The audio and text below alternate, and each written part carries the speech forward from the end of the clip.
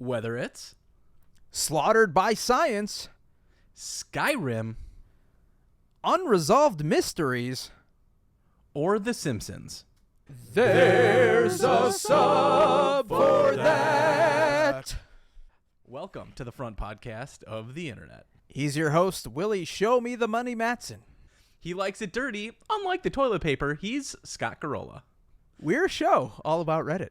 Covering all the ups and down votes in hopefully 30 minutes. If you like the show, you can find more of us On TikTok, YouTube, and Instagram.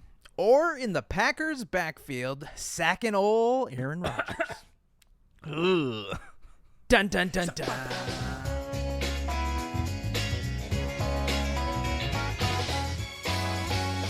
Here's what I want to say about my week. This show is all about us connecting with You. everybody who's listening. What's up, Hi. Iceland? And And I Denmark. had Denmark. I had a what's shit up? week. So You did? while the rest of the world was Literally saying or figuratively? both. Oh. While the rest of the world was dealing with what was described as an unprecedented moment in our history, which is the loss of the Queen. Mm-hmm. It's not unprecedented. Everybody dies. It is precedented. But our show is not about taking a stance in terms of people's thoughts there. I was more concerned that the cat that you guys know and love that I hold was very ill. And Show mascot. He is currently hopped up on drugs, walking around kind of like he has a hangover. And he's got a leaky butthole. And I have spent every day, every waking hour, worrying about his little dumb cute face. Poor little bandit. How's he been taking it, though? Like, has he been extra cuddly or has he been more standoffish? Is he just like, I really got to go, Dad, if you could, Surprisingly, Scott, he cares a lot about the Queen. So this is really hitting him hard. He's got opinions, okay? This is a good segue. There's current things in our life that define our childhood, define how we grew up, are representative of our lives. And today, there was an announcement Oh. by Xbox and Rare. I don't know if you saw this. I have not. No, tell me more. I'm completely surprised here. So it says 25 years after its original release, experience GoldenEye 007 faithfully recreated for Xbox consoles, including achievements, 4K resolution, and a smoother frame rate, even in split-screen local multiplayer coming to Game Pass. When? I don't know, but Tell it me should when. be now. I know. Why is it not now? How insane would that have been if they had just like made this announcement and said, and it's available today? Everybody called out. Everybody would not be at work. Everybody's like, Seriously? I'm sick. Yeah. Holy crap. I just heard another podcast talking about this, another video game podcast. There's a couple of them. But Okay. they were just saying like they were completely surprised that with every single remake that has happened, that this has not come back to life. And I think it was owned by Rare, still owned by Rare apparently. Oh yeah. It came up in a video game 20 questions. They were trying to see if this was the game. And then they waxed nostalgic about it for several minutes. But I don't know how many of our listeners, how many people that exist worldwide, was a pivotal moment in video game history and in their childhood. It was a pivotal. I can't say that word. Pivot. It was pivot. It was an important moment, an industry-defining thing. No multiplayer had ever done this. Allow you to play with your friends in this way. 4 players on the same screen at the same time, even if it was that weird Nintendo 64 controller, which I don't know. Never bring that back. Never bring it back, please. Please, yeah. Does not belong. So this is coming out on Xbox. That's huge. That's a big get. Rare is owned by Microsoft, Right. so it would make sense that that's where it would go. And if you're thinking about a gaming platform that has buy-in through their subscriptions, they're doing all the right stuff right now. Buying Activision, bringing in all of these old players to sign up for Game Pass just for this game, which I think, if I'm guessing, is going to lead immediately into Perfect Dark. Like, this is the trial. Did you play for that? that game. I loved Perfect Dark. Really? Okay, I never played it. So they took the same engine from the original GoldenEye and converted it into Perfect Dark and offered the option to do all the things you wished you could do in GoldenEye. Like better controls, dual wielding of weapons. It was far superior in terms of gameplay mechanics to GoldenEye, but it didn't have the same nostalgia. This is crazy news. This is great news, especially for people who love video games. And this is on the heels of that the deal with Blizzard Activision is almost complete, meaning that every single Call of Duty title, Willie, is about to drop on Game Pass. How excited does that make you? The only issue I see with that is I'm a PC player. I have an Xbox. Scott can see it now, right behind this wonderful candle, so I don't have to smell Bandit's asshole juices. But you guys can't. It's off screen over here. I have an Xbox, and it kind of goes unused. Do you plan on giving it up? Are you sticking with PC Master Race? Yeah, I like what my fingies can do. Okay. Gotta work on those fingies. Don't Magic. do that, Willie. Ooh. Magic. Okay. But you can still do Game Pass on PC. So yes. I will come back to Xbox for this game. Oh, they're not bringing it to PC. Well, it just says Game Pass and recreated for Xbox consoles. So I have a hard time believing that it's going to be anywhere else. That's kind of nice, with inviting people to come back in, do couch co-op. This is a win. This is a big win, especially for Microsoft. I wanted to point this out. I did save another post on Reddit this week that I think is similar to this. I saw this post that said, I was babysitting a 4-year-old, and it has convinced me that what video games need is a little buddy mode, where a kid can have a character that just jogs along with you and can help and get their own encouraging score, but can't be harmed. I've heard plenty of dads say that when their little kids who don't have fine motor skills quite yet want to play, they'll just give them a second controller that isn't turned on or plugged into anything. So it'll look like they're playing along. I think it's a brilliant idea, and if you could just take Oddjob and have him follow you around in the game. And the only thing little buddy mode can do is throw his hat, right? Insta death. He's like the best D&D familiar you would ever get. Oh my gosh, that would be incredible. Does it give it a release date? According to The Verge, it says the announcement for a GoldenEye 007 remaster comes just as James Bond's fans celebrate 60 years of the iconic movies. Ooh. Various events are being held, culminating in James Bond Day on October 5th. Dude, so they don't have an exact date, but what if it's done already?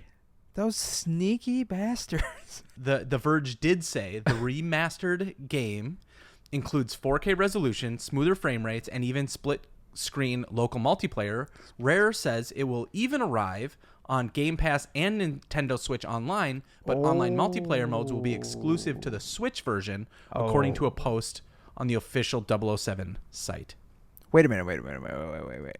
Online multiplayer exclusive to Switch? I think it's up in the air at this point. I would too hope dumb and not able to read, but there's no way that I couldn't see it being multiplayer. That would be a huge boon or a huge whiff for Rare, Microsoft, whoever's running the show over there. But speaking of things that are potentially disappointing and exciting, in the subreddit Halo, you probably heard about this. Microsoft's just taking the top spot of there's a sub for that podcast this week. Yeah. But they're restructuring 343's leadership. Did you see that? No. Yeah. Well, who's 343? What games do they make? 343 Industries is the company that made Halo Infinite. Got it. And I should have known that. So if you have been playing or paying attention to that game, the rollout wasn't smooth.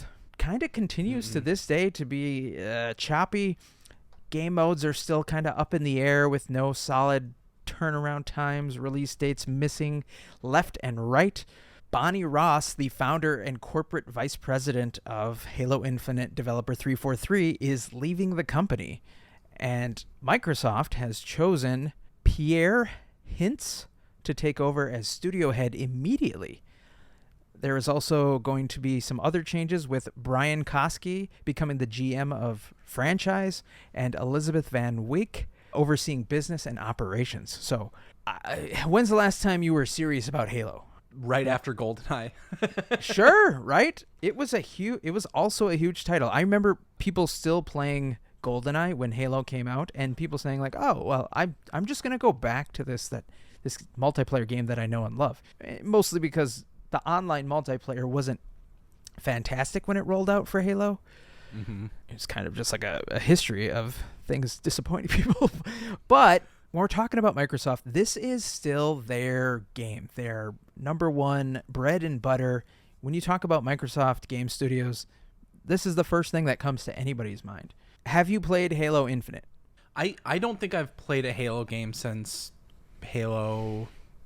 What was the one where you didn't play as Master Chief? The first game where you didn't play as that character. You played as like these series of like. Oh yeah. I think it was 4 or 5. That's about the time that I stopped, and I think that was probably 2009, maybe. Odd choice, right? Mm-hmm. Just like, let's play Mario without Mario. Sometimes it works, sometimes it doesn't. It's important to recognize that Halo, for those of you who don't know, was a Bungie-made game. Bungie then sold it to Microsoft. Microsoft has carried on the legacy. I know plenty of people. We have a friend who would disagree with this, but I don't think that Microsoft has done a good job of honoring what Halo set out to be, which is the pinnacle of multiplayer gameplay. Sure. Multiplayer shooters. Yeah. There's plenty of other games that I think have just found ways to be better, significantly better, regardless of if it's a game that you play or not. You, Scott, are not a multiplayer fan, but Call of Duty is a better game. I think Destiny is better game, especially when it comes to multiplayer. Absolutely. There's been a lot of trial and error from a company that has seemingly had the entire weight of this Microsoft business behind it, and for them to have so many misses is a lot disappointing. It's not even a little disappointing. We've had people come and go in other games for other reasons, but I think this is just kind of I'm going to call it a win right now, because for a long time, since the game's inception, before the game was even released, people have been doubtful. And I won't say they're not trustworthy, that things will change, but as we've talked about in the past with Cyberpunk being released unfinished, all of these things, you can't have that. I know you're the biggest industry in the world. You're bigger than movies, film, and television. The biggest entertainment can't have these misses and expect to maintain the lead that they have over other. Who would you say is bigger than, or the biggest video game right now? The biggest game at the moment? Yeah. I'll give you what I think the top 3 would be. You would be denying the reality if you weren't to say that Fortnite would be in the top 3. Right. It's playable just damn near everywhere. Minecraft, very different type of game, but very social, and it has teeth. It can play a long time. Like, it's going to have some staying power. And hugely multiplayer focused. It's more co-op and not necessarily versus, but they've got a huge multiplayer aspect when it comes to the custom games and servers that you can use. And now I'm thinking US based, because otherwise you're going to say League of Legends or something similar to that. Right. But probably Call of Duty is still, Warzone is probably still one of the top played games. I would say Fortnite, not as graphic intensive, definitely has no single player storyline mode. It is purely multiplayer. So they've had time to just focus on that one thing. Minecraft, same thing. It's actually a completely different game. It's made more of a solo game than a multiplayer game. Like you said, different beast, different engine. Just different. But also owned by Microsoft now. And Call of Duty, 100% now owned by Microsoft. But didn't they start off with a campaign, albeit a smaller one? Their campaign this this last release for the original Warzone was very good. I really enjoyed that release. Their current release is some like weird throwback to like World War II. Yeah. Terrible. Oh. Terrible BR. Okay. Or not BR.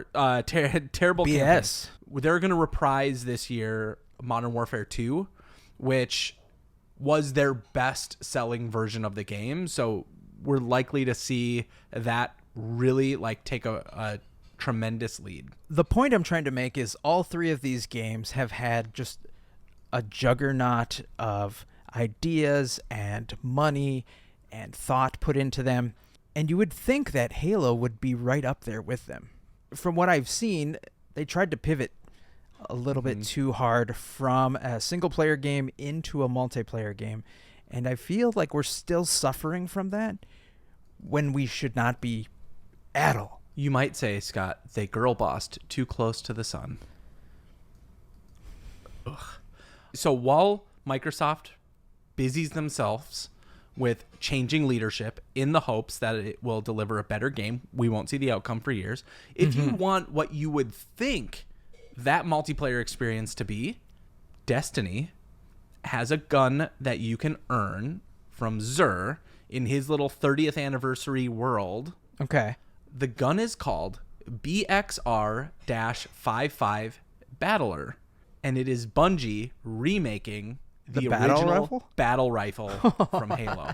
And I will tell you, I got that game in the first week that I came back into playing Destiny, and is by far my favorite gun I've ever used in that game. Nice. That's super cool. I have not paid for the 30th expansion, whatever you have to do to get it. It's and $10. I won't. Just I won't. give them money. Give them money. Sorry. Do it. Do it. Speaking of giving people money, Scott, this week... Me, please. We need to talk about D23. We are all about those big franchises this week and talking about the amazing content that has been kind of life-defining for us.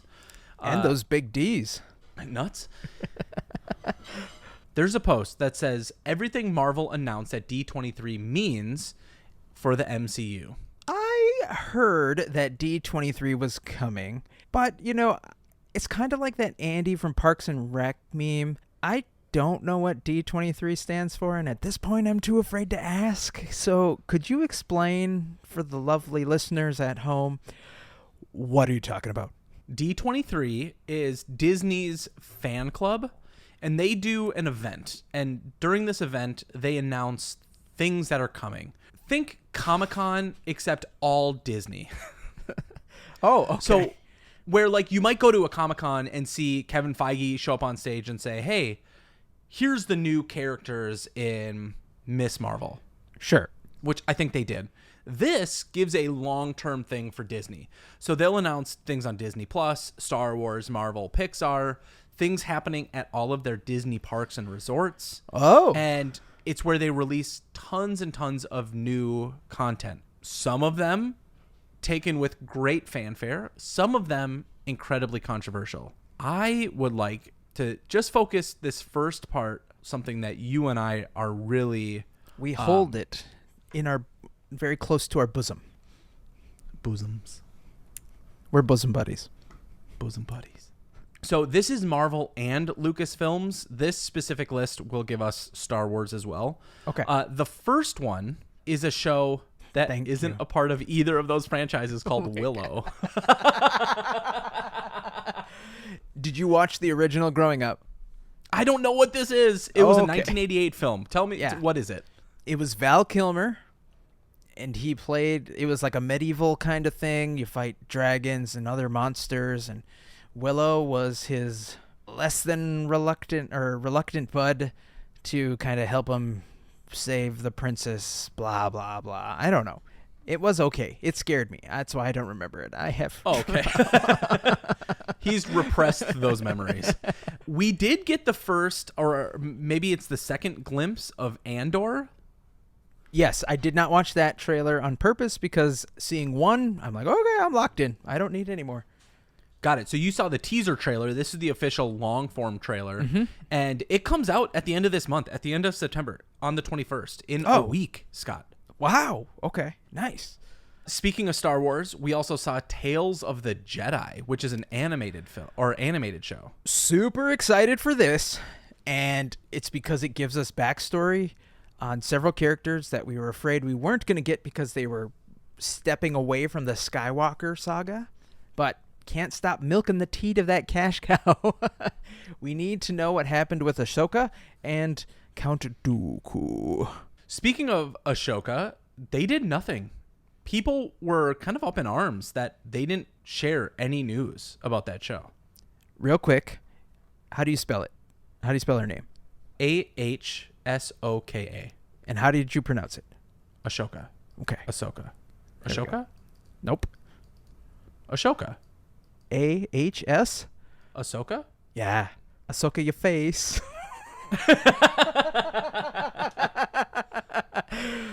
I don't know. I haven't watched any of the animated films. Do you plan on watching? I've watched I guess you have. everything. Everything, Willie. I am a space nerd, dork, geek, whatever you want to call it. I eat it up.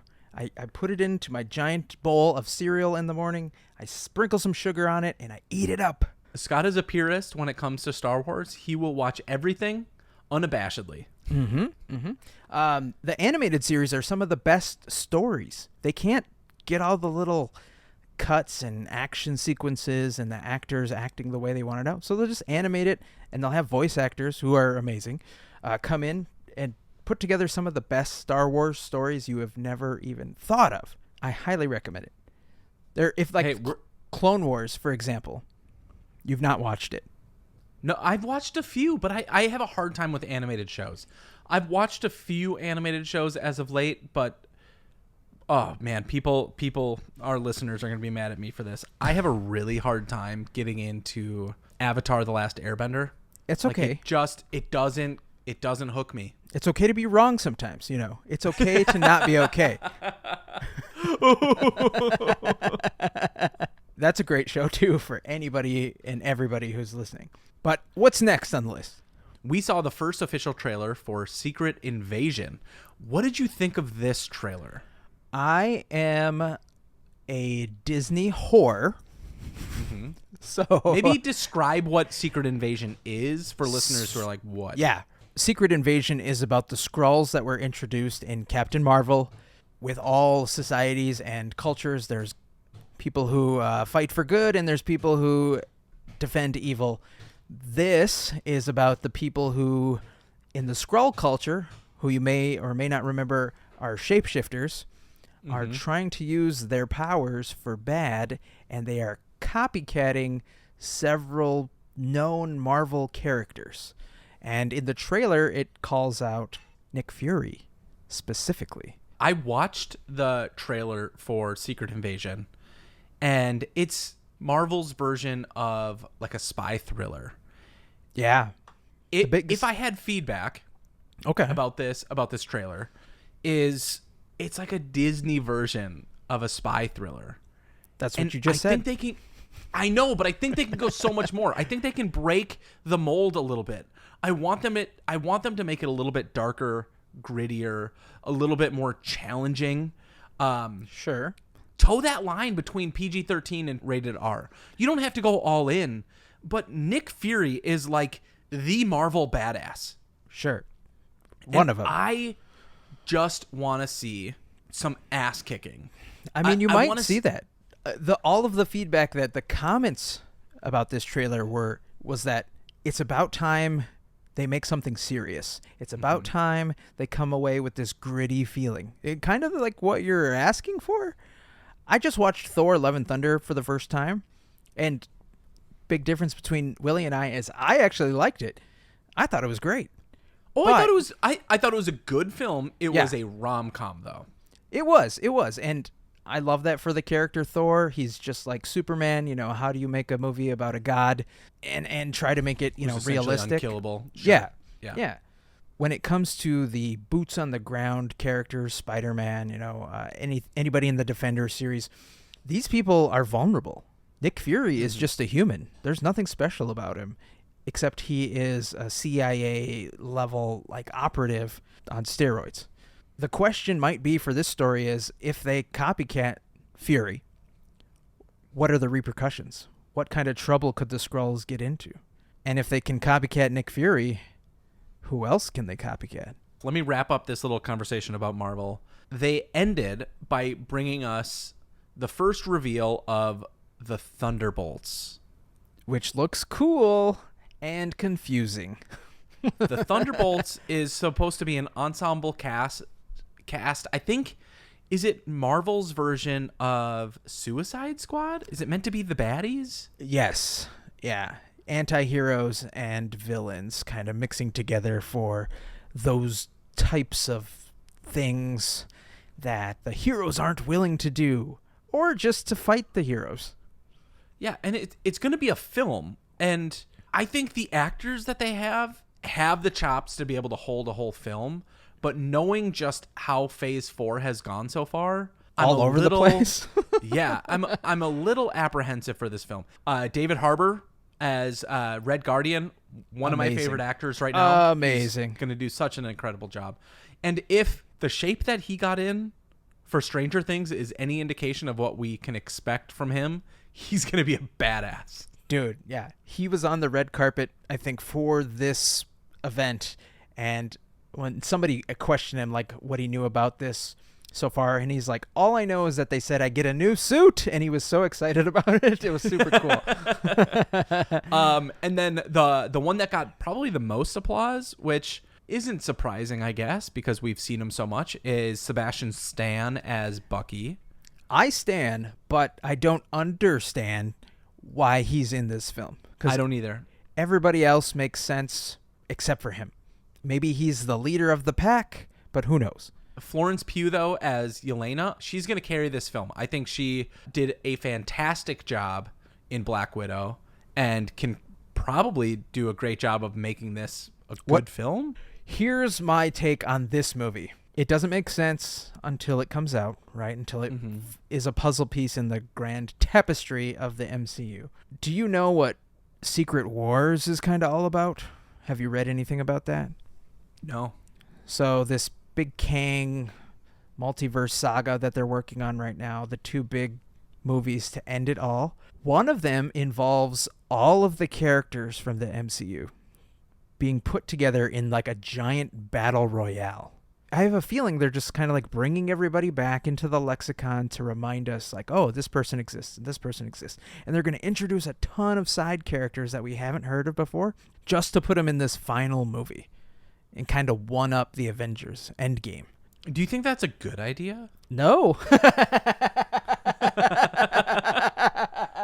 Or do you think it's Kevin Feige saying, I think we can get a big ensemble cast and do something bigger, pull in just as much money? I have very little faith in Secret Wars and Kang Dynasty as an Avengers set of movies. What if in Secret Wars, the final film, they bring back everybody, Willie? And I'm talking about everybody. I would lose my mind. Yeah. Yeah. And that's potentially what it could be. Scott, I sent you a TikTok earlier today of when they could have used like the original Spider-Man soundtrack, and like, I mean, I just watched that TikTok and was like, oh god, they should have done it. But can you imagine, like, all right, just fanboy here with me for a minute. He's getting teary-eyed right now.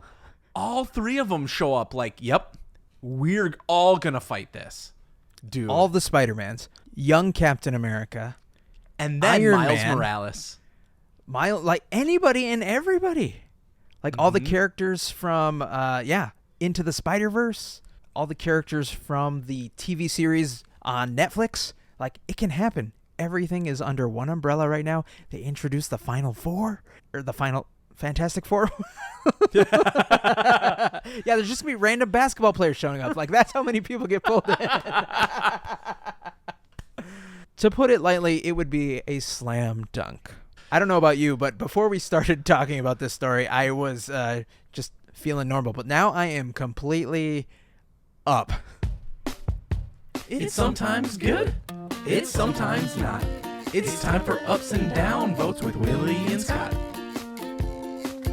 Call it 3, 2, 1. Heads. It's tails! Yes, this is my week. The streak is on the other side of the table. I have to give a downvote again. Or, unless Willie has some sort of, I don't know. No? Okay. My upvote of the week. We spent so much time talking about Disney. Let's keep this one short and sweet. This is from Made Me Smile. It said, my daughter, on the left, is the only female on her high school JV football team. Imagine our surprise to see another young lady on the opposite team at a recent game. I have so much respect for these girls. That is awesome. As scared as I am for their future because of CTE, it's still super cool to see that everybody's being able to get involved at such a young age. And hopefully that kind of just paves the way for more women in football. We got that female kicker who scored, I think, the first point in college history last year or 2 years ago now, which was amazing. It's incredible to see. One of the things that I will say is, since I go to the gym as often as I do, there are significantly more women in the gym nowadays than there are men. And this is a trend that I think should happen more often. I don't think that should be a place, or fitness in general needs to be male oriented. We're beyond that at this point. And I think this is just another example of two girls saying, this is something that I'm into and I want to play the sport. And we should embrace that. We shouldn't look at something like this and say that this is negative in any way, shape, or form. Absolutely. Let them play. Well, speaking of negative, my downvote of the week is from White People Twitter. That's not what's negative about it. Chill. Okay. Daddy, chill. But it is a post from the good old Twitter from T. Lecoq. I'm pretty sure that's how you pronounce that. Gross. It says, mermaids can be black. Hobbits can be black. Elves can be black. Dwarves can be black. Jedi can be black. None of these things are real, so any of them can be black. And you can stop being racist. This was my downvote of the week, too. And I don't think you and I can scream this from the rooftops any louder. We could buy But megaphones. Let me just make this crystal clear for you. If you saw that trailer and felt uncomfy, do some work. Because you have a problem. That is unequivocally 100% racism. That's it. That's what you're dealing with, is the feeling that you are racist. Because you're not being represented in a film that you grew up seeing yourself in. And who the fuck cares? It's been an emotional week for me. And I watched all the videos of the little girls, the little black girls, like, Which is my upvote of the week. seeing themselves in this film and getting emotional about it. And that is exactly what movies should do, is show representation. That's why we're here. That's what it's all about. Literally what it's all about. Everybody can play. Thank you so much for hanging out with us today. Find more of us on our socials, and we'll see you next week.